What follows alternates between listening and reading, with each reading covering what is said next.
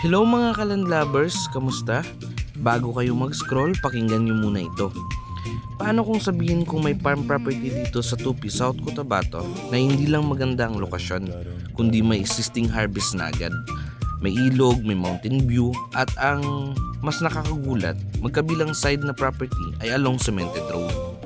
Halika, samahan niyo akong libuti ng isa sa pinakamagandang agricultural properties na hawak namin ngayon. Sa ngayon, nandito tayo sa Sitio Luti, Barangay Cebuano, Tupi, South Cotabato.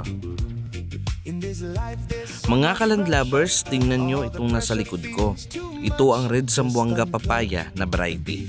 At ang pinakamagandang balita ay bagong nagsisimula pa lang ang harvest. Ibig sabihin, ang susunod na owner ay hindi na magsisimula sa bakanting lupa. May existing na tanim na pwede nang alagaan at pagkukunan ng ani. Isipin nyo, habang pinaplano mo ang future development ng property, mayroon ka ng pagkakataong magkaroon ng income mula sa mga tanim na nandito. At hindi lang papaya ang makikita rito. May mga guyabano, saging, niyog, marang, kawayan at malalaking acacia trees. Buhay na buhay ang lupa at kitang-kita ang inaalagaan ito. Ang kabuuang sukat ng property ay 28,419 square meters o halos 2.8 hectares.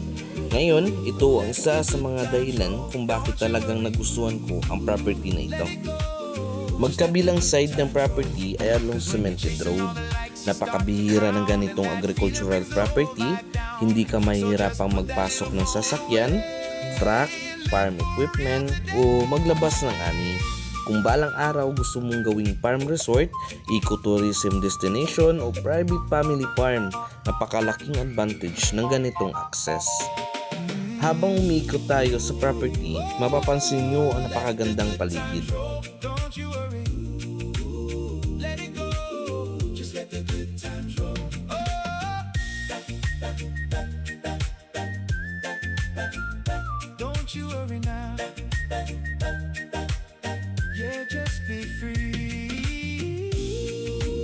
May sariling water source, may ilog na dumadaloy sa loob ng property, may kuryente at napakagandang mountain view.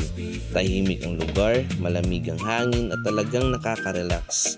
Ang terrain nito ay 70% flat at 30% sloping, kaya napakadaling i-develop para sa iba't ibang agricultural projects o investment.